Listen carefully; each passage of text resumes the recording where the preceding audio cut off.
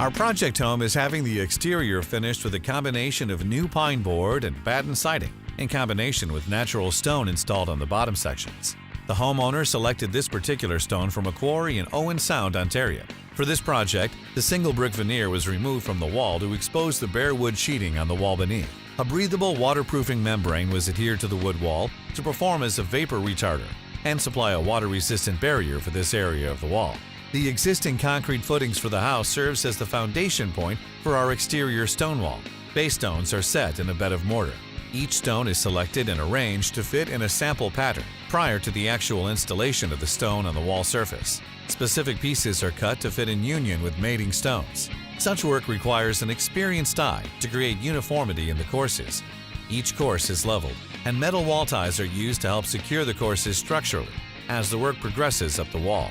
The stone courses need to set prior to proceeding with building higher stone sections up the wall. After stones are mortared in place, joints between the stones are tooled to ensure proper compaction of the mortar itself and to create a neat appearance in the joints. The whole process takes more time than conventional brickwork, simply because of the nature of using material which is different in size and shape. To cap the top of the stone wall, slabs are mortared in place to form a sill. The sills are cambered slightly to promote positive drainage. Over the sill, at the base of the upper wall section, a metal flashing is installed to shed water over the stone and to protect the base of the wood siding to be installed later on. Another stone element on our project home includes the support columns used to hold up the large Douglas fir beams, which support the roof over the front porch. The process begins with taking a series of precise measurements taken off the house wall to locate where the columns need to be situated. 5 concrete footings were formed and poured, 4 feet below ground to get below the frost line. Concrete block piers are constructed off the concrete footing pads and backfilled. Plumb lines are used to mark the corners for each column, so the stone pier construction could begin.